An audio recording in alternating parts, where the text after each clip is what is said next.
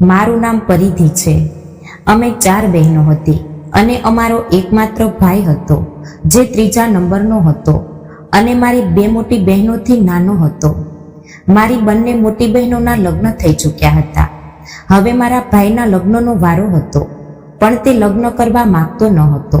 તેનું કહેવું હતું કે તે પહેલા તેની બાકીની 2 બહેનોના પણ લગ્ન કરાવી દેવા માંગે છે, તે પછી જ પોતાના લગ્ન કરશે.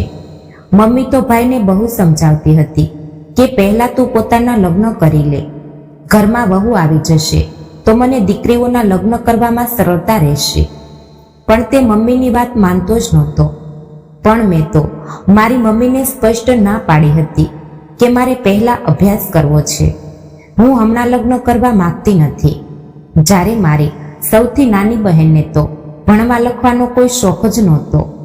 મેં મમ્મીને કહી દીધું હતું કે તમે ઈચ્છો તો તેના લગ્ન કરી શકો છો. મારો ભાઈ મારાથી 2 વર્ષ મોટો હતો. મારાથી નાની મારી હજી એક બીજી બહેન હતી. મારો ભાઈ જે કોલેજમાં ભણતો હતો તે જ કોલેજનો તેનો એક મિત્ર હતો જે અમારા ઘરે ક્યારેક ક્યારેક આવતો હતો. દેખાવમાં તે ખૂબ સારો હતો અને મારા ભાઈની જ ઉંમરનો હતો. પણ મેં નોંધ્યું હતું કે તે જ્યારે પણ અમારા ઘરે આવતો હતો મને તાકી તાકીને જોતો હતો અને મને જોઈ જોઈને ધીમે ધીમે સ્માઇલ આપતો હતો. પણ મેં ક્યારે તેની મુસ્કાનનો જવાબ આપ્યો ન હતો. ખબર નહીં તે પોતાની જાતને શું સમજતો હતો. એક વખત હું ઘરે એકલી હતી ત્યારે તે મારા ભાઈ વિશે પૂછતો અમારા ઘરે આવી ગયો હતો. મને એવું લાગી રહ્યું હતું કે જાણે તે મારી સાથે કોઈ વાત કરવા માંગે છે. પણ ત્યારે જ મારા મમ્મી આવી ગયા અને તે ગભરાઈ ગયો હતો. હું ધીમે ધીમે તેના ઈશારાઓ સમજી રહી હતી. મને તે છોકરો ખરાબ લાગવા માંડ્યો હતો. શારીરિક દેખાવે તે જરૂર સારો હતો, પણ તેની દાનત મારા પર હતી. મેં તેના વિશે મારા મમ્મી કે ભાઈ કોઈને પણ જણાવ્યું નહોતું. હું નહોતી ઈચ્છતી કે તે છોકરા સાથે મારા ભાઈની મિત્રતા બગડી જાય. પણ હવે જ્યારે પણ તે અમારા ઘરે આવતો હતો હું બીજા રૂમમાં જતી રહેતી હતી. હું નોંધતી હતી કે તેની નજરો મને શોધી રહી છે. મારો અભ્યાસ ચાલુ હતો અને હું મારા અભ્યાસ પર વધારે ધ્યાન આપતી હતી. ફાલતુ વાતોથી હું ખૂબ દૂર હતી, કારણ કે હું ડરતી હતી કે ખોટા કામોમાં પડવાથી મારા અભ્યાસને નુકસાન થશે. કેટલાક દિવસો આ રીતે વીતી ગયા. હું કોલેજ ગઈ હતી. કોલેજથી જ્યારે ઘરે આવી તો મેં જોયું કે અમારા ઘરમાં મહેમાનો હતા. આ બધા મહેમાનોને જોઈને હું આશ્ચર્યચકિત થઈ ગઈ હતી. આ કોઈ નવા લોકો લાગતા હતા. તેમને તો હું જાણતી પણ નહોતી. પણ મારી નાની બહેને મને જણાવ્યું કે આ ભાઈના મિત્ર પ્રશાંતની ફેમિલી છે.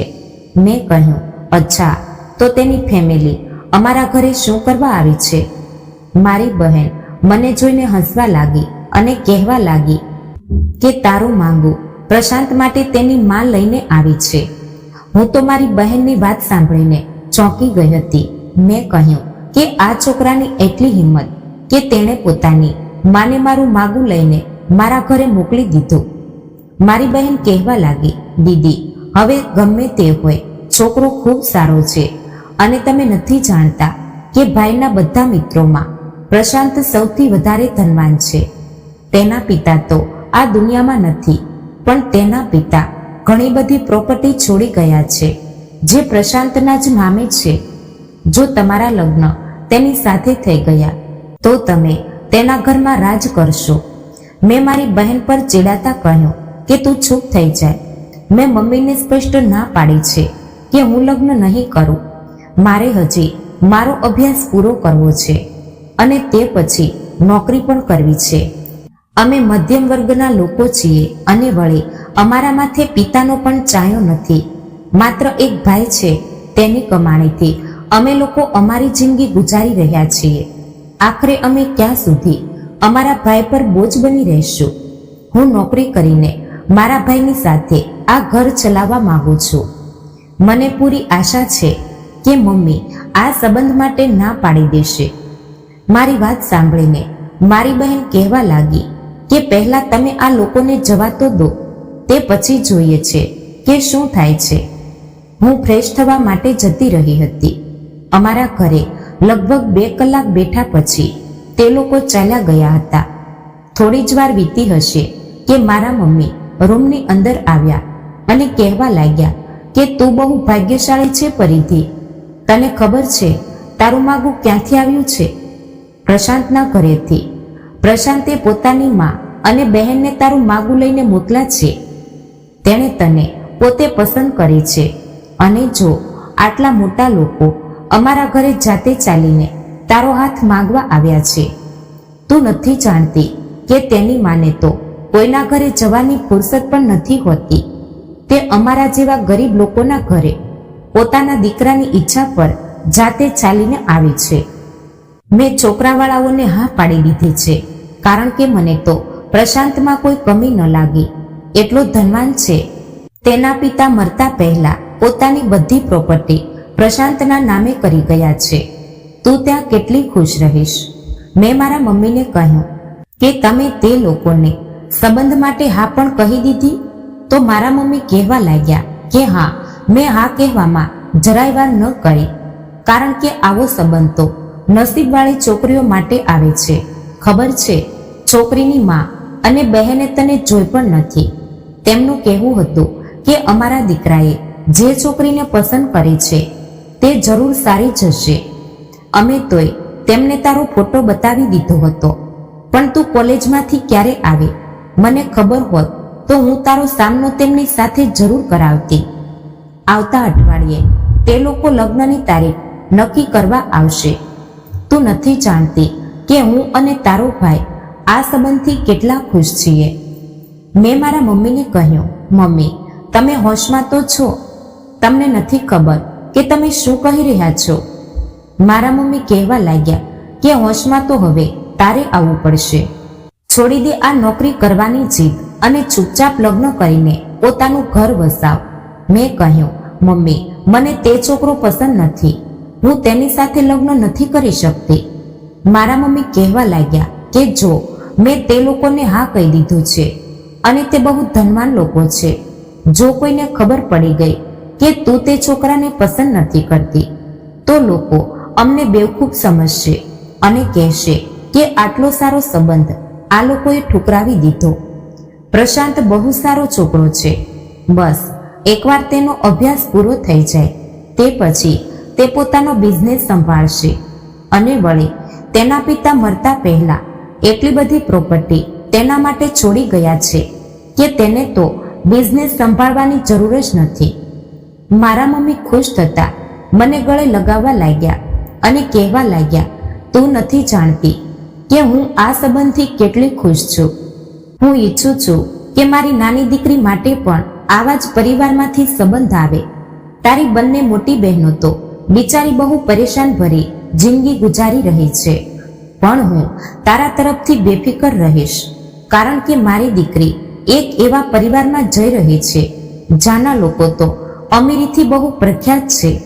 મેં કહ્યું, મમ્મી તમે આ કેવી વાતો કરી રહ્યા છો? શું તમે તમારી દીકરીના લગ્ન એટલે કરાવવા માંગો છો કે પ્રશાંત ધનવાન છે? તે ધનવાન હોય અને તેણે મને ખુશ ન રાખી તો મારા માટે આ અમીરી ક્યાં કામની? મારા મમ્મી કહેવા લાગ્યા કે શુભ શુભ બોલ, તું ત્યાં કેમ ખુશ નહીં રહીશ?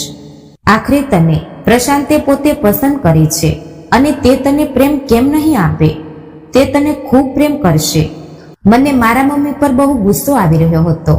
આખરે તે મને પૂછ્યા વગર છોકરાવાળાઓને હા કેવી રીતે કહી શકે? મારા ઘરમાં તો આ સંબંધથી બધા બહુ ખુશ હતા, પણ હું હજી આગળ ભણવા માંગતી હતી. પણ મારી ઈચ્છાને કોઈએ ન સમજી. મેં ભાઈ સાથે પણ વાત કરવાની કોશિશ કરી તો ભાઈએ પણ એ જ કહ્યું કે પ્રશાંત બહુ સારો છોકરો છે અને હું તો ઈચ્છતો હતો કે કાશ મારી કોઈ બહેનના લગ્ન પ્રશાંતના ઘરમાં થઈ જાય. પણ ક્યારેય મારી પ્રશાંત સાથે વાત કરવાની હિંમત નહોતી થઈ, કારણ કે તેનો અને અમારો કોઈ મેળ નથી. તે ક્યાં છે અને અમે ક્યાં?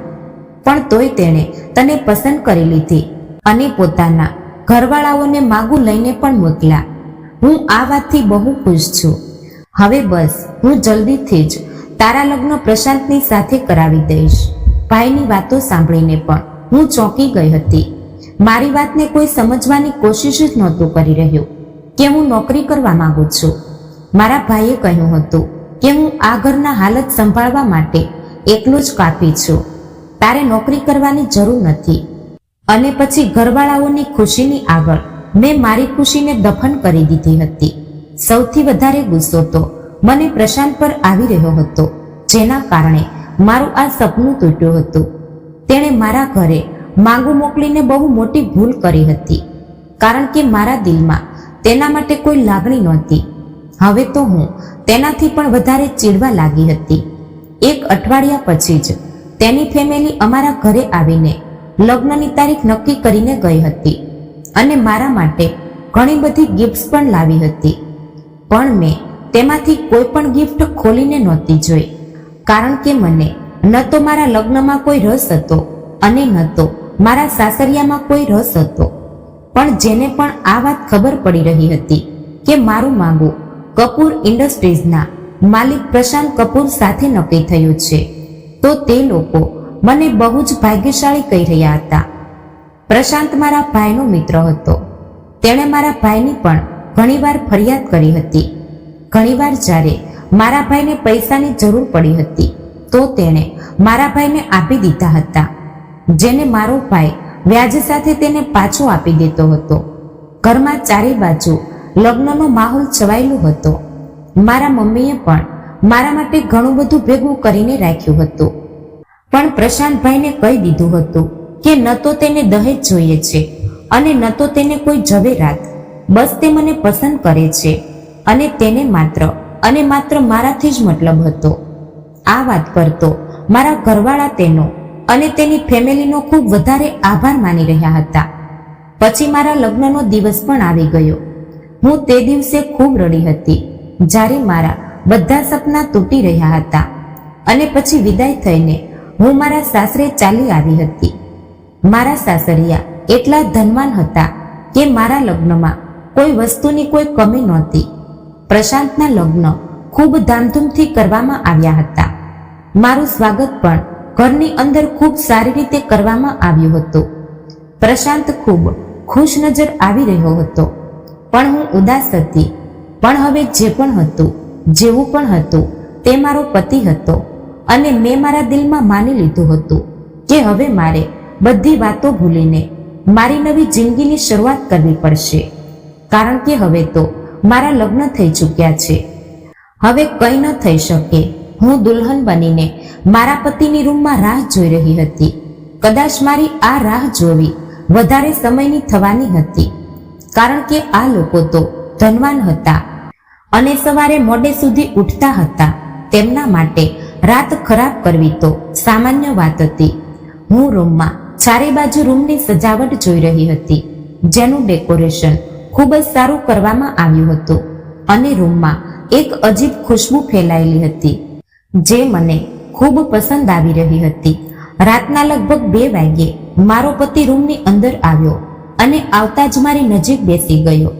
તેણે પ્રેમથી મારો ઘૂંઘટ ઉઠાવ્યો અને કહેવા લાગ્યો કે તું નથી જાણતી પરિધિ, મને આજના દિવસની કેટલી બેસબરીની રાહ હતી.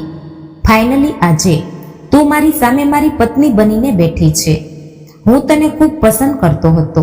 ઘણીવાર મેં તારાથી મારો પ્રેમ જાહેર કરવાની કોશિશ કરી, પણ આપણા બંનેની વચ્ચે કોઈક ને કોઈક આવી જતું હતું, અથવા તો તું મારાથી દૂર દૂર રહેવા લાગી હતી. તેથી મેં નિર્ણય લીધો કે હું તારી ભાવનાઓ સાથે રમત નહીં કરું, પણ હું તને મારી પત્ની બનાવીને તારી દરેક ઈચ્છા પૂરી કરીશ.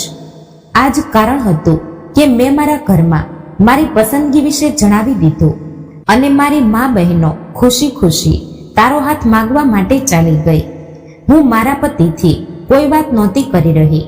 તે કહેવા લાગ્યો કે શું તું મારી સાથે કોઈ વાત નહીં કરે? શું હું તને પસંદ નથી? મેં કહ્યું, ના, એવી કોઈ વાત નથી, તમે ખૂબ સારા છો. જ્યારે મેં આ વાત કહી તો તે હસવા લાગ્યો હતો. હજી હું આગળ તેની સાથે કંઈક વાત કરું એટલામાં જ તેના મોબાઈલની રિંગ વાગવા લાગી અને તે એક્સક્યુઝ મી કહેતા બેડ પરથી ઊભો થયો અને એક બાજુ જઈને કોલ અટેન્ડ કરવા લાગ્યો. ખબર નહીં આટલી રાત્રે કોનો કોલ આવ્યો હતો. હું રાહ જોઈ રહી હતી કે ક્યારે તે વાત પૂરી કર્યા પછી મારી પાસે આવીને ફરીથી બેસી જાય. જોકે હું હવે તેની પત્ની બની ચૂકી હતી, તેથી મારા દિલમાં તેના માટે સારા વિચારો પેદા થવા લાગ્યા હતા. વળી હવે જૂની વાતો યાદ કરવાથી કોઈ ફાયદો નહોતો. માણસે પોતાની નવી જિંદગીની શરૂઆત હંમેશા ખુશી ખુશી કરવી જોઈએ. હું ખુશ થવા લાગી હતી, પણ કદાચ મારી આ ખુશી થોડા સમયની જ હતી. મારી થોડીક જ ખુશીને અચાનક કોઈની નજર લાગી ગઈ હતી. કોલ પર વાત કર્યા પછી મારો પતિ મારી પાસે આવ્યો અને કહેવા લાગ્યો કે સોરી પરિધિ, તારે થોડી વાર વધારે રાહ જોવી પડશે. મારો એક મિત્ર અમેરિકાથી મારા લગ્ન અટેન્ડ કરવા માટે આવ્યો છે. તે તો આજે સવારે જ આવવાનો હતો, પણ તેની ફ્લાઇટ મોડેથી લેન્ડ થઈ, તેથી તેને આવવામાં આટલો સમય લાગી ગયો અને બિચારાને મારા લગ્ન પણ ન મળ્યા.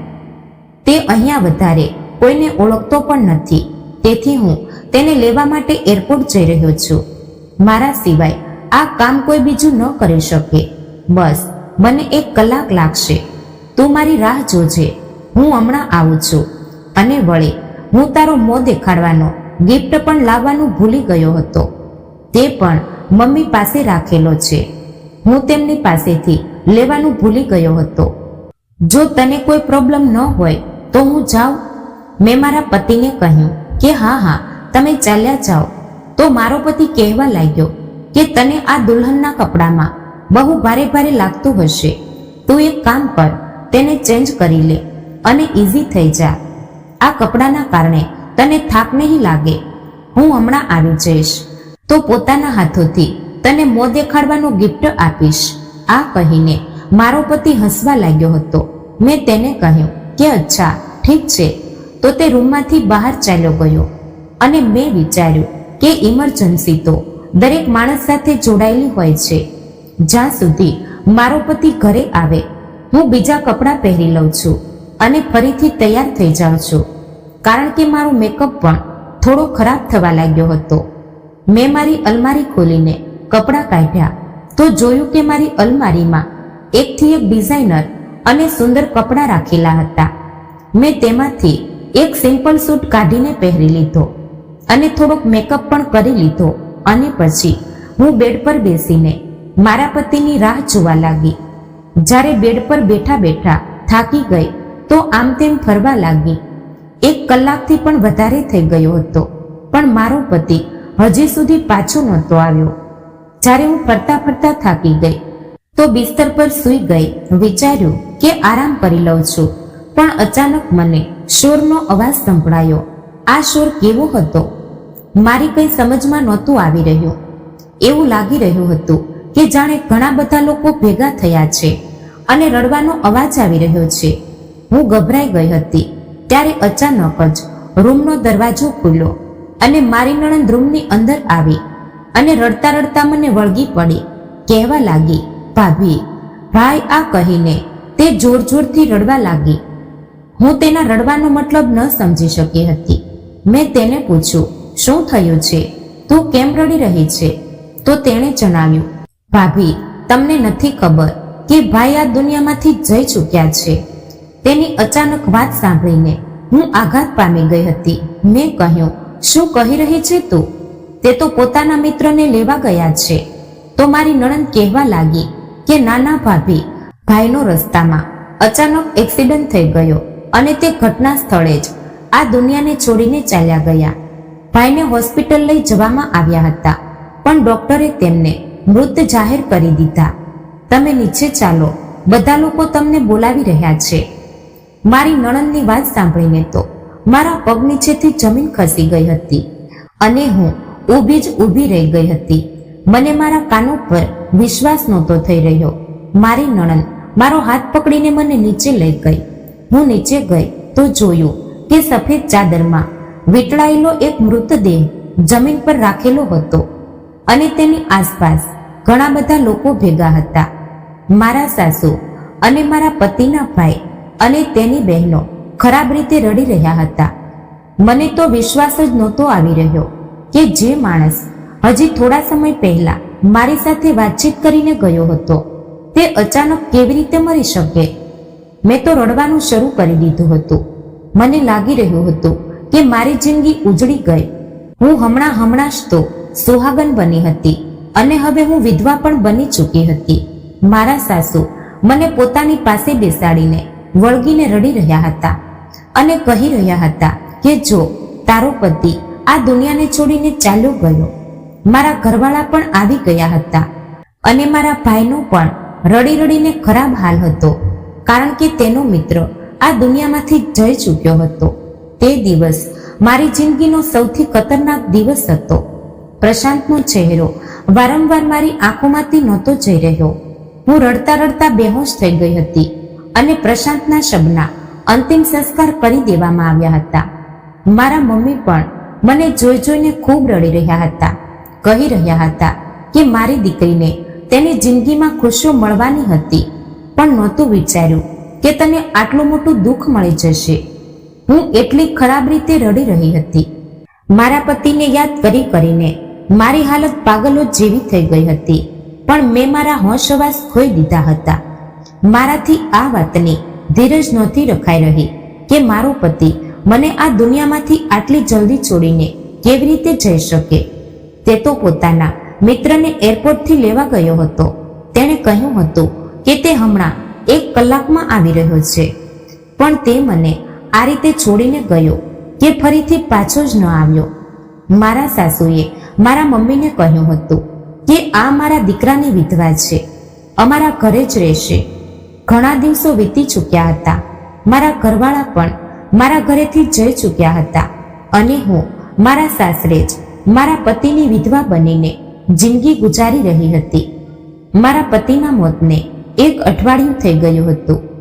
જ્યારે મારી તબિયત ખરાબ થઈ અને મારા સાસુએ મને દવા ખાવા માટે કહ્યું, તે દવા ખાધા પછી મારા માથામાં દુખાવો રહેવા લાગ્યો હતો અને હું બસ આખો દિવસ સૂતી રહેતી હતી. એક દિવસ મારી તબિયત વધુ ખરાબ થઈ રહી હતી. મને શ્વાસ નહોતો આવી રહ્યો અને હું શ્વાસ લેવા માટે પાગલો જેવી હરકતો કરી રહી હતી. ક્યારેક પોતાની જાતને મારવા લાગતી તો ક્યારેક ઘરનો સામાન ઉઠાવીને ફેંકી રહી હતી, કારણ કે બસ હું ઈચ્છતી હતી કે મને કોઈ રીતે શ્વાસ મળી જાય. અને પછી હું આ જ રીતે તરફડતા બેહોશ થઈ ગઈ. કદાચ હું 2-3 દિવસ સુધી બેહોશ રહી હતી, પણ જ્યારે મારી આંખ ખુલી અને મને હોશ આવ્યો તો મેં જોયું કે હું હોસ્પિટલમાં છું. મારી બાજુમાં નર્સો હતી. તેણે મને કહ્યું કે તમે હવે કેવું અનુભવી રહ્યા છો? મેં તેને કહ્યું હું ઠીક છું. તે કહેવા લાગી કે 1-2 દિવસ પછી તમે વધારે સારી રીતે ઠીક થઈ જશો. તે પછી તમને તમારા રૂમમાં મોકલી દેવામાં આવશે. તેની વાત સાંભળીને હું ચોંકી ગઈ અને કહેવા લાગી કે કયા રૂમમાં મોકલી દેવામાં આવશે અને મારી ફેમિલી ક્યાં છે?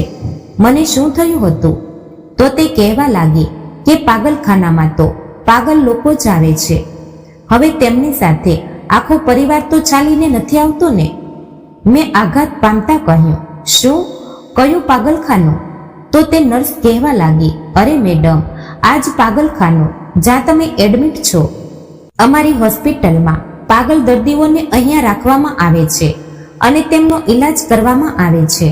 હું કહેવા લાગી, પણ હું તો પાગલ નથી. તો તે નર્સ મારી વાત સાંભળીને જોરથી હસવા લાગી અને બોલી, દરેક પાગલ માણસ એ જ કહે છે કે હું પાગલ નથી. તે આ વાત કહેતા અને હસતા આગળ વધી ગઈ. પણ મેં આમ તેમ જોયું તો બધા પેશન્ટ બેડ પર સૂતેલા હતા અને અજીબ હરકતો કરી રહ્યા હતા. હું આ જોઈને હેરાન રહી ગઈ હતી કે હું સાચે જ એક પાગલખાનામાં હતી. હું અહીંયા કેવી રીતે આવી શકું જ્યારે હું પાગલ નથી? વિચારીને મારું માથું દુખવા લાગ્યું હતું અને હું જોરથી ચીસો પાડી રહી હતી કે મને જવા દો, હું પાગલ નથી. મારી હાલત ખૂબ ખરાબ થઈ ગઈ હતી. મને અજીબ પ્રકારની દવાઓ આપવામાં આવી રહી હતી, જેનાથી મને મારું ભાન નહોતું રહેતું અને હું બેભાન જેવી બસ એક બાજુ પડી રહેતી હતી. મારી સમજમાં નહોતું આવતું કે મને અહીંયા કોણ લઈને આવ્યો હતો. અહીંયા પાગલો માટે અલગ નાના નાના રૂમ બનેલા હતા, બિલકુલ કોઈ જેલની જેમ. અને મને પણ આ રૂમમાંથી એક નાનો રૂમ આપવામાં આવ્યો હતો, જેમાં રહ્યા પછી મને એવું લાગતું હતું કે જાણે હું કોઈ જેલમાં કેદ છું. અહીંયાના પાગલ એકબીજાને નુકસાન ન પહોંચાડે તેથી તેમને અલગ અલગ રાખવામાં આવ્યા હતા. પણ હું વારંવાર વોર્ડનથી ચીસો પાડી પાડીને કહેતી હતી કે હું પાગલ નથી, મને અહીંયા કોણ લઈને આવ્યું છે, પ્લીઝ મને જણાવો, પ્લીઝ મારા ઘરવાળાઓને ફોન કરો, હું અહીંયાથી જવા માંગુ છું. પણ મારા અવાજની કોઈ સુનાવણી નહોતી થતી. હું આ જ રીતે ચીસો પાડતી રહેતી હતી, બૂમો પાડતી રહેતી હતી અને વધારે પોતાના દિમાગ પર જોર નાખવાને કારણે મારું દિમાગ બહુ નબળું થતું જઈ રહ્યું હતું. એક દિવસ અડધી રાતનો સમય હતો, જ્યારે હું મારા બિસ્તર પર સૂતી હતી. એક વોર્ડન મારી પાસે આવી અને કહેવા લાગી કે તું તો બહુ સુંદર છે, શું તું સાચે જ પાગલ નથી? મને લાગ્યું કે તે મારી મદદ કરવા માટે આવે છે, કદાચ મને પાગલખાનામાંથી કાઢી મૂકશે. મેં કહ્યું, હા હા, સાચે જ હું પાગલ નથી.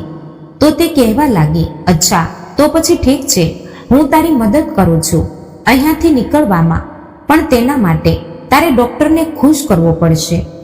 હું સમજી ન શકી હતી કે તે કયા ડોક્ટરની વાત કરી રહી હતી. ત્યારે તેણે મને વિચારભરી અભિવ્યક્તિમાં ખોવાયેલી જોઈ તો કહેવા લાગી, અરે તું પરેશાન ન થા, હું તને અહીંયાથી બહાર કઢાવી દઈશ. હું જાણું છું કે તું પાગલ નથી. તેની વાત સાંભળીને હું ખુશ થઈ ગઈ હતી. મને લાગ્યું કે કદાચ તે મારી મદદ કરી રહી છે, પણ તે મારી મદદ નહોતી કરી રહી, પણ તે તો મોટી પ્લાનિંગ સાથે મારી પાસે આવી હતી અને પછી મને લઈને સિનિયર ડોક્ટરની કેબિનમાં ચાલી ગઈ.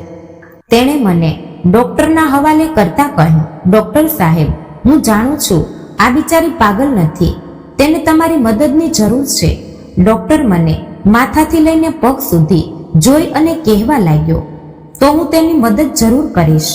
મેં જલ્દીથી ડોક્ટરની સામે હાથ જોડી લીધા. મારી આંખોમાં આંસુ હતા અને હું હાથ જોડીને વારંવાર માથું હલાવતા કહી રહી હતી કે પ્લીઝ ડોક્ટર સાહેબ, મને અહીંયાથી કાઢી નાખો, હું પાગલ નથી. તો તે ડોક્ટર જલ્દીથી મારા હાથ પકડતા કહેવા લાગ્યો કે હા, હું જાણું છું તું પાગલ નથી, એટલે જ તો મેં તને પોતાની પાસે બોલાવી છે. તે મારાથી કહેવા લાગ્યો, તું અહીંયા બેસ, હું હમણાં આવ્યો. તેની વાત સાંભળીને હું શાંતિથી બેસી ગઈ. ડોક્ટર અને વોર્ડન બંને જ કેબિનમાંથી બહાર ચાલ્યા ગયા હતા. ડોક્ટરે દરવાજો બહારથી બંધ કરી દીધો. હું જોઈ રહી હતી કે તે બંને આપસમાં કંઈક વાત કરી રહ્યા હતા, કારણ કે મને બારીમાંથી તે બંને સાફ નજર આવી રહ્યા હતા. હું બારીની નજીક ગઈ અને તે લોકોની વાતો સાંભળવા લાગી. મેં જોયું કે ડોક્ટર પોતાના ખિસ્સામાંથી નોટોની એક જાડી ગડ્ડી કાઢીને વોર્ડનને આપી રહ્યો હતો અને તેનાથી કહી રહ્યો હતો કે આજે તે મારું દિલ ખુશ કરી દીધું. આ છોકરી તો સાચે જ ખૂબ સુંદર છે, હવે તું જઈ શકે છે. મારી સમજમાં નહોતું આવ્યું કે આખરે આ બધું શું થઈ રહ્યું હતું. મેં જોયું કે ડોક્ટર પાછો ફરીને રૂમ તરફ આવી રહ્યો હતો. હું તરત ખુરશી પર જઈને બેસી ગઈ. ડોક્ટર કેબિનની અંદર આવતા જ દરવાજો અંદરથી બંધ કરવા લાગ્યો. હું ડોક્ટરને જોઈને ઊભી થઈ ગઈ હતી અને કહેવા લાગી, ડોક્ટર સાહેબ, તમે દરવાજો કેમ બંધ કરી રહ્યા છો? તો તે મારી પાસે આવ્યો અને કહેવા લાગ્યો કે અરે, ગભરાવાની જરૂર નથી, બસ હું તારી મદદ કરવા માંગુ છું. તે આ વાત કહેતા ધીમે ધીમે મારી નજીક આવી રહ્યો હતો અને મને સ્પર્શ કરી રહ્યો હતો. મેં તેને ધક્કો માર્યો તો તે પાછળની તરફ પડતા બચ્યો હતો. તેણે મારા મોં પર એક જોરદાર થપ્પડ મારી દીધો અને કહેવા લાગ્યો કે તારી સુંદરતાના ઘણા બધા પૈસા વોર્ડનને આપીને આવી રહ્યો છું. હવે વધારે નખરા બતાવવાની જરૂર નથી અને ન તો શોર મચાવવાની જરૂર છે. મેં કહ્યું, તો તમે લોકો અહીંયા માસૂમ છોકરીઓ સાથે આ બધું કરો છો? તો તે કહેવા લાગ્યો, હા, એવું જ સમજી લે, બસ હવે તારો વારો છે. તેણે મારા લાખ આજીજીઓ છતાં પણ મારી ઇજ્જત સાથે રમત કરી અને પછી તેણે મને એવું ઇન્જેક્શન લગાવ્યું જેના લાગ્યા પછી હું મારી જાતમાં ખૂબ નબળાઈ અનુભવી રહી હતી. અને મારો અવાજ પણ નહોતો નીકળી રહ્યો. કદાચ તે ઇન્જેક્શન નબળાઈનું હતું, જેના કારણે હું નબળી પડી જાઉં અને કોઈને કંઈ ન જણાવી શકું અને ન તો અહીંયાથી ભાગી શકું. મને મારા રૂમમાં મોકલી દેવામાં આવી.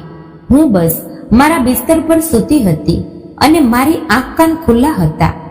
મને બધું દેખાઈ શકતું હતું, હું બધું સાંભળી શકતી હતી, પણ હું ઉઠીને કંઈ નહોતી કરી શકતી.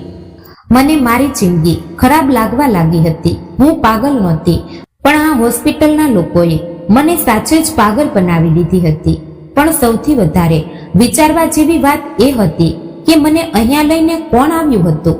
હું તો મારા સાસરે હતી. મેં વિચારી લીધું હતું કે જેવો જ મને અનુભવ થશે, હું ઠીક થવા લાગી છું, તો મારે કંઈક ને કંઈક કરીને અહીંયાથી ભાગી જ જવું પડશે. પણ અહીંયા સખત પહેરો હતો. હું કંઈ પણ કરીને ભાગી નહોતી શકતી. આજે રાત્રે ફરીથી મને વોર્ડન ડોક્ટર પાસે લઈ જવા માટે આવી હતી. મેં તેને ઘણીવાર ના પાડી, પણ મારી ના પાડવા છતાં પણ મારી સાથે એ જ બધું થયું જે પહેલા ડોક્ટર કરી ચૂક્યો હતો. ઘણા દિવસો આ જ રીતે વીતી ગયા હતા. મારે 2 દિવસથી ડોક્ટર પાસે જવું નહોતું પડી રહ્યું. કદાચ ડોક્ટર ક્યાંક બહાર ગયા હશે.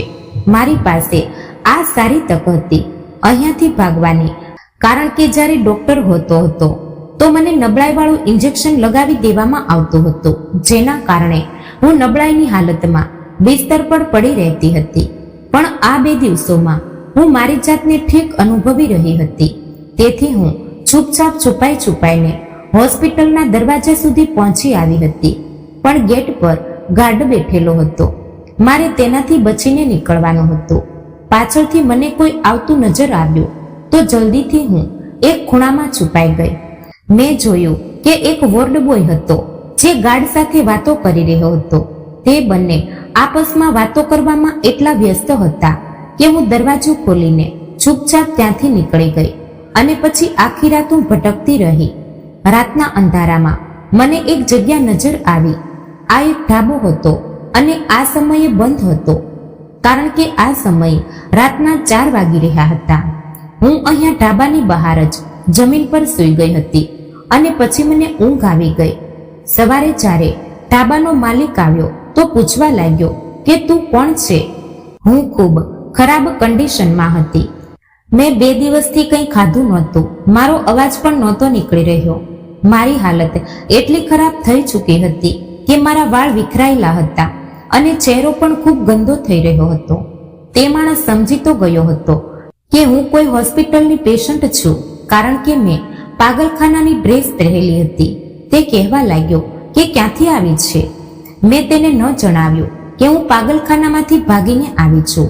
મેં કહ્યું કે સાહેબ, મને કંઈક ખાવા માટે આપી દો, હું ઘણા દિવસથી ભૂખી છું. મારી વાત સાંભળીને તે ઢાબાના માલિકને લાગ્યું કે હું ભીખ માંગુ છું, તેથી તેણે મને ખાવાનું આપી દીધું. પણ હું ત્યાંથી ક્યાંય ન ગઈ. તે મને ત્યાંથી ભગાડતો રહ્યો, કારણ કે તેના ગ્રાહકો આવવાના શરૂ થઈ ગયા હતા. હું જેમ તેમ ચાલતી મારી મમ્મીના ઘરે આવી ગઈ હતી. મેં મારો દેખાવ વધારે ખરાબ કરી લીધો હતો, જેથી મને કોઈ ઓળખી ન શકે. પણ હું જાણતી હતી કે હું હવે મારા ઘરે જઈશ તો મારા ઘરવાળા મને જરૂર ઓળખી જશે. હું જેવી જ મારા મમ્મીના ઘરે ગઈ તો આ જોઈને મેં રડવાનું શરૂ કરી દીધું કે ત્યાં તાળું લાગેલું હતું અને હું મોટી આશાથી અને મુશ્કેલીથી અહીંયા સુધી પહોંચી હતી. હું સવારથી રાત સુધી ત્યાં મારા ઘરવાળાઓની રાહ જોતી રહી. કદાચ તે લોકો ક્યાંક ચાલ્યા ગયા હશે, પણ તેમને હવે સુધી આવી જવું જોઈતું હતું. તે લોકો હજી સુધી કેમ ન આવ્યા? હું બસ એ જ આશા રાખીને ઘરની આસપાસ જ ફરતી રહી, પણ ત્યાં કોઈ પણ ન આવ્યું. મેં આસપાસના લોકોને પૂછ્યું તો તેમણે જણાવ્યું કે આ લોકો તો પોતાની દીકરીના પાગલ થયા પછી આ શહેર જ છોડીને ચાલ્યા ગયા. સાંભળ્યું છે કે ક્યાંક બીજે રહે છે. અમારા પડોશની સ્ત્રી મને ઓળખી ન શકી હતી, કારણ કે મારી હાલત બિલકુલ કોઈ ભીખ માંગવા વાળી સ્ત્રી જેવી થઈ રહી હતી. સવારથી મને રાત થઈ ગઈ હતી મારા ઘરની આગળ ઊભા રહેતા, અને પછી હું પાછી આ જ ઢાબા પર આવી ગઈ જ્યાં હું ગઈ રાત્રિ રોકાઈ હતી. આખો દિવસ વીતી ગયો હતો. હું ભૂખી તરસી હતી. મને લાગ્યું કે હું એ જ ઢાબા પર જઈશ તો જરૂર ઢાબાનો માલિક મને ફરીથી ખાવા માટે કંઈક આપી દેશે. મને મારી જિંદગી ખરાબ લાગવા લાગી હતી. મારું મન કરી રહ્યું હતું કે મારો જીવ લઈ લો, પણ હવે જીવ લેવાથી કોઈ ફાયદો નહોતો, કારણ કે મારા તો આગળ પાછળ રડવાવાળું પણ કોઈ નહોતું બચ્યું. હું મોટી મુશ્કેલીથી ઢાબા સુધી આવી ગઈ હતી અને પછી ત્યાં આવ્યા પછી ત્યાંના માલિકને હાથ જોડીને કહેવા લાગી કે મને ખાવાનું આપી દો, અને તેને જણાવ્યું કે મારા આગળ પાછળ કોઈ નથી. હું અહીંયા તમારા ઢાબાની પાછળ જમીન પર સૂઈ જઈશ. મને અહીંયાથી ભગાડશો નહીં. મારું અહીંયા સિવાય બીજું કોઈ ઠેકાણું નથી. મારા કારણે તમારા ગ્રાહકોને કોઈ પરેશાની નહીં થાય. તે માલિક બહુ દયાળુ હતો. તેણે કહ્યું, ચાલ ઠીક છે, હું ફક્ત તને ખાવાનું આપી શકું છું, એટલી જ મદદ કરી શકું છું, તેના સિવાય બીજું કંઈ ન કરી શકું. મેં કહ્યું કે તમારો ખૂબ ખૂબ આભાર, મારા માટે આ જ ઘણું છે. રાતનો સમય થઈ ગયો હતો અને હું ઢાબાની પાછળ જ જમીન પર સૂઈ ગઈ હતી. કૂતરાઓના ભસવાના અવાજથી મને ડર લાગી રહ્યો હતો, કારણ કે આજે પહેલી વાર હું ખુલ્લા આકાશ નીચે સૂઈ રહી હતી. મારા માથા પર કોઈ છત નહોતી. ગઈકાલે તો મને થાકના કારણે ઊંઘ આવી ગઈ હતી, પણ આજે મને આ એકલતા અને સુમસામ વિસ્તારથી બહુ ડર લાગી રહ્યો હતો.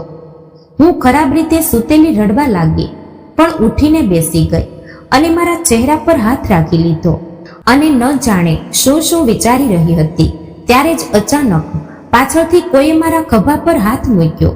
મેં જેવું જ પાછળ ફરીને જોયું તો પાછળ એક ભીખ માંગવા વાળો માણસ ઊભો હતો. હું તેને જોઈને ડરી ગઈ. તેના ચહેરા પર સફેદ રંગની દાઢી મૂછ હતી અને તેણે ફાટેલા જૂના કપડાં પહેરેલા હતા. તે મારાથી કહેવા લાગ્યો કે હું તારી સચ્ચાઈ જાણું છું, હું તને સહારો આપવા માંગુ છું. શું તું મારી સાથે ચાલવા માંગીશ? તે માણસની વાત સાંભળીને મને ગભરામણ થવા લાગી હતી, કારણ કે આ માણસ કોઈ ફિરોતીઓ પણ હોઈ શકે છે જે મને લઈ જઈને મારી સાથે કંઈ ખોટું કરે. પણ પછી મેં વિચાર્યું કે મારી સાથે હજી સુધી ઘણું ખોટું થઈ ચૂક્યું છે. આ માણસ પણ તેનાથી વધારે મારી સાથે શું કરશે? મને વિચારતી જોઈને તે માણસ કહેવા લાગ્યો, શું તું મારી સાથે લગ્ન કરીશ? તું ખૂબ સુંદર છોકરી છે અને તારી હાલત જોઈને લાગે છે કે તને સમયે બહુ સતાવ્યો છે. હું તારું ખૂબ ધ્યાન રાખીશ. તને ક્યારે કોઈ વસ્તુની કમી નહીં થવા દઉં. જણાવ, મારી સાથે લગ્ન કરીશ?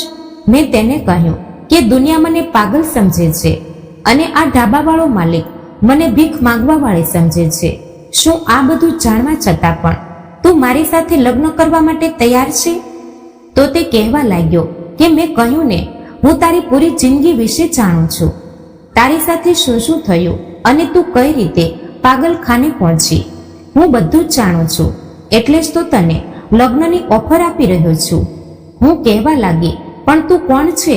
તો તે બોલ્યો કે એવું સમજી લે કે હું ભગવાનનો મોકલેલો એક સંત માણસ છું, જે તારી મદદ કરવા માટે આવ્યો છું. મેં મારા દિમાગમાં વિચાર કર્યો અને તેને કહ્યું, અચ્છા ઠીક છે, હું તારી સાથે લગ્ન કરવા માટે તૈયાર છું. તો તે કહેવા લાગ્યો કે તારે મારી સાથે મારા ઘરે ચાલવું પડશે, કારણ કે હું મારી પત્નીને અહીંયા વચ્ચે રસ્તા પર સુમસામ જગ્યાએ એકલી ન છોડી શકું. તે મને પોતાની સાથે થોડીક દૂર ચાલ્યા પછી એક ઘરમાં લઈ આવ્યો હતો. જેવો જ તેણે ઘરનો દરવાજો ખોલ્યો અને લાઇટ ઓન કરી તો આ જોઈને હું સ્તબ્ધ રહી ગઈ હતી કે આ ઘરમાં તો દરેક સુવિધા હાજર હતી. આ તો એક સામાન્ય ભીખ માંગવા વાળો માણસ લાગી રહ્યો છે, પણ તેની પાસે આટલું સારું ઘર અને ઘરમાં દરેક વસ્તુ હાજર છે, તો પણ તે કેમ ભીખ માંગે છે? હું એ જ બધું વિચારી રહી હતી.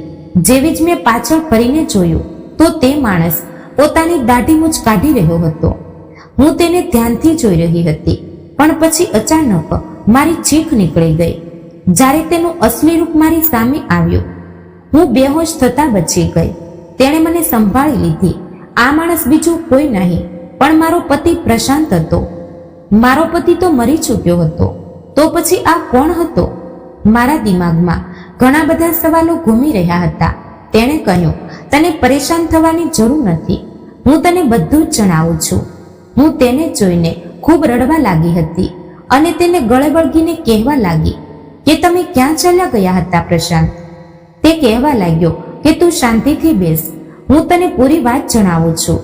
પહેલા તેણે મને ઠંડુ પાણી પીવડાવ્યું અને પછી મારા હાથમાં હાથ પકડીને પોતાની વાત જણાવવાનું શરૂ કરી દીધું.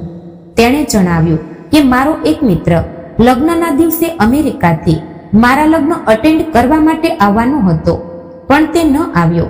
રાતના સમયે જ્યારે તેનો કોલ આવ્યો તો તેણે કહ્યું કે હું આવી ચૂક્યો છું, મને લેવા માટે આવી જા.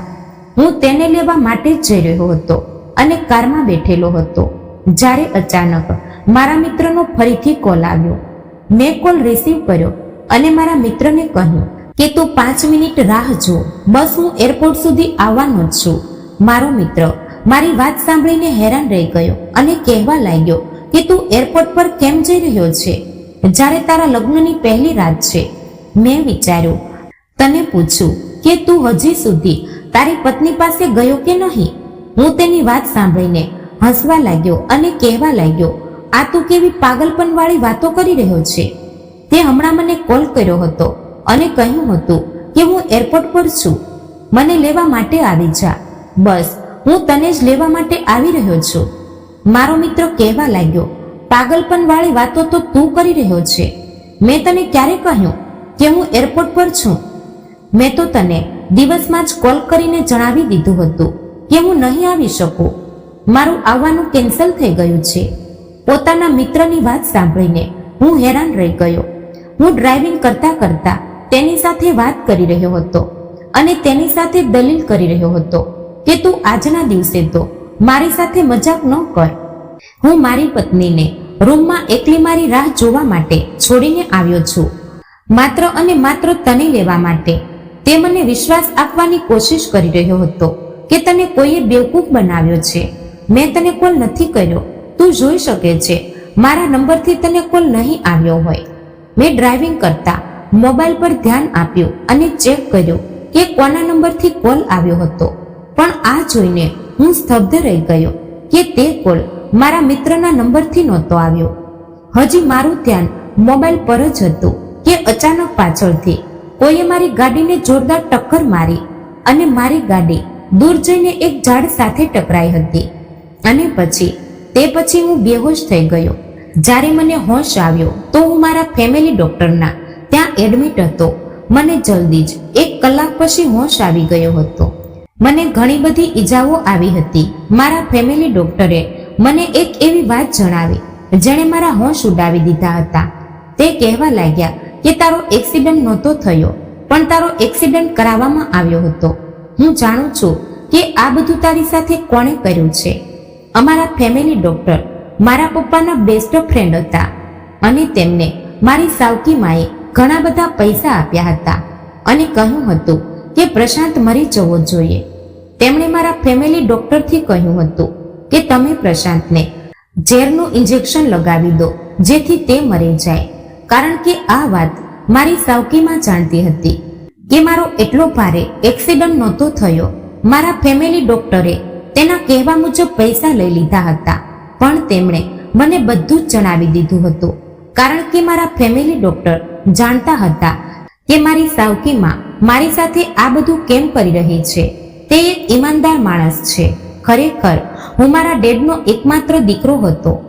મારા મમ્મીના મરી ગયા પછી મારા ડેડે મારી સાવકીમાં સાથે બીજા લગ્ન કરી લીધા હતા, જે પોતાના પહેલા પતિથી 2 દીકરીઓ અને 1 દીકરો લઈને આવી હતી. પણ મારા પપ્પાએ મારા પહેલા બધી પ્રોપર્ટી મારા નામે કરી દીધી. મારી સાવકી માને આ વાતનો ગુસ્સો હતો કે તેમણે બધી પ્રોપર્ટી સરખે ભાગે બધા બાળકોના હવાલે કેમ ન કરી. તેમણે મારી બધી પ્રોપર્ટી પોતાના નામે કરાવવા માટે મારો આ એક્સિડન્ટ કરાવ્યો અને તેમણે જ તને પાગલખાનામાં મોકલી હતી. તેમણે પાગલખાનાના ડોક્ટરને પૈસા ખવડાવ્યા અને જ્યારે તારી તબિયત ખરાબ થઈ તો તેમણે તને પાગલખાનામાં ભરતી કરાવી દીધી અને કહ્યું કે આ છોકરીને દવા આપીને પાગલ કરી દેવામાં આવે. તેમણે તારા ઘરવાળાઓને પણ આ વિશ્વાસ અપાવી દીધો કે તું પાગલ થઈ ચૂકી છે. હું ઘણા દિવસો પછી સાજો થયો હતો. ડોક્ટર અંકલે મારી સાવકીમાં મુજબ મને મૃત જાહેર કરી દીધો હતો અને મારા બદલે કોઈ બીજાનો મૃતદેહ તેમના હવાલે કરી દીધો હતો. મારી સાવકીમાં પોતાના પ્લાનમાં સફળ થઈ ગઈ હતી. તેમને લાગ્યું કે હું મરી ગયો છું, પણ ડોક્ટર અંકલે મને હોસ્પિટલમાંથી ગાયબ કરાવી દીધો અને મને પોતાના ઘરે કેટલાક દિવસ સુધી રાખ્યો અને બધાને એ જ જણાવ્યું કે હું મરી ચૂક્યો છું. જ્યારે હું ઠીક થયો તો મને તારી યાદ આવી. હું તને મળવા માંગતો હતો. મને લાગ્યું કે આ લોકોએ તને તારા માયકે મોકલી દીધી હશે. મેં મારી ઓળખ બદલી લીધી હતી અને હું મારી ઓળખ બદલીને તને શોધવાની કોશિશ કરી રહ્યો હતો. હું તારા માયકાના ઘરની બહાર પહેરો આપતો હતો, પણ તું મને ત્યાં ક્યારેય દેખાય જ નહીં. હું નહોતો જાણતો કે તે લોકોએ તારી સાથે શું કર્યું, પણ મારી નજર હજી પણ તારા માયકા પર જ ટકેલી હતી કે તું જ્યાં પણ હોઈશ, પણ ક્યારેક ને ક્યારેક પોતાના માયકે જરૂર આવીશ. હવે જ્યારે તું તારા માયકે ગઈ તો હું તને જોઈને ખૂબ ખુશ થયો હતો. મને ખૂબ શાંતિ મળી હતી, પણ તારી હાલત જોઈને મને ખૂબ અફસોસ થયો કે કદાચ મારા કારણે જ તે લોકોએ તારી આ હાલત કરી હશે. જ્યારે તું તારા માયકા પર તાળું લાગેલું જોઈને અહીંયા આવી તો હું તારી પાછળ પાછળ જ હતો અને તારી સાથે હતો કે હવે મારા હોવા છતાં તને કોઈ નુકસાન ન પહોંચાડી શકે. તને રડતા જોઈને મેં વિચાર્યું કે હવે મારે તારી સાથે વાત કરવી જ પડશે અને આ રીતે હું તને મારા અહીંયા લઈ આવ્યો છું. આ મારા મિત્રનું ઘર છે. મારા ડેડે બીજા શહેરમાં એક બંગલો બનાવ્યો હતો. તે પણ તેમણે મારા નામે કર્યો હતો, પણ તે બંગલા વિશે મારી સાવકીમાં અને તેના બાળકો નથી જાણતા. તે બંગલાની ચાવી મારા એક મિત્ર પાસે છે. અમે બધા મિત્રો મળીને ત્યાં પાર્ટી કરતા હતા. હું તને ત્યાં લઈ જઈશ અને આપણે બંને ત્યાં પોતાની જિંદગી ગુજારીશું અને પોતાની જિંદગીની એક નવી શરૂઆત કરીશું. પ્રશાંતની વાતો સાંભળીને મારી આંખોમાં આંસુ આવી ગયા હતા. તે પણ જિંદગીની એક મોટી જંગ જીતીને આવ્યો હતો. પછી મેં તેને જણાવ્યું કે મારી સાથે પાગલખાનામાં શું શું થયું હતું. તેને મારી હાલત જોઈને ખૂબ અફસોસ થયો હતો, પણ પછી તેણે મને સમજાવી અને દિલાસો આપ્યો કે તને પરેશાન થવાની જરૂર નથી. તું તે બધું એક સપનું સમજીને ભૂલી જા અને તારી જિંદગીની શરૂઆત કર. હવે તારી હકીકત એ જ છે કે હું તારી સાથે છું અને હવે તને મારાથી કોઈ પણ અલગ નહીં કરી શકે. આ રીતે પ્રશાંત અને હું તે બંગલા પર ચાલ્યા ગયા હતા. ત્યાં ગયા પછી મારા પતિએ નોકરી કરવાનું શરૂ કરી દીધું અને પોતાની આવડતના બળે ફરીથી તેણે પોતાનો એક સારો બિઝનેસ સેટઅપ બનાવી લીધો. અમે લોકોએ ખૂબ ધીરજ રાખી હતી. જે કંઈ પ્રશાંતની સાવકી માએ અમારા બંનેની સાથે કર્યું હતું, જરૂર ભગવાન તેમને તેમના કર્મોની સજા આપશે. મારા ઘરવાળાઓને લોકોએ ઊંધી સીધી વાતો કહી કહીને હેરાન કરી દીધા હતા. લોકો તેમને કહેતા હતા કે તમારી દીકરી મનહૂસ છે. લગ્નની પહેલી રાત્રે જ પોતાના પતિને ખાઈ ગઈ અને હવે પાગલખાનામાં બેઠી છે. મારી માં અને મારા ભાઈથી આ બધી વાતો સહન ન થઈ, તેથી તેમણે કંટાળીને તે મહોલ્લો છોડી દીધો. પણ હું મારા પતિની સાથે હવે સરળ જિંદગી ગુજારી રહી છું અને હવે ખૂબ જ ખુશ છું. તો મિત્રો, વાર્તા પસંદ આવી હોય તો ચેનલને લાઈક, શેર અને સબસ્ક્રાઇબ જરૂરથી કરી દેજો, જેથી કરીને અમારા નવા વિડીયોની માહિતી સૌથી પહેલા તમને મળતી રહે. તો ફરી મળીશું એક નવી વાર્તા સાથે. ત્યાં સુધી આપ સૌને જય શ્રી કૃષ્ણ, રાધે રાધે, હર હર મહાદેવ.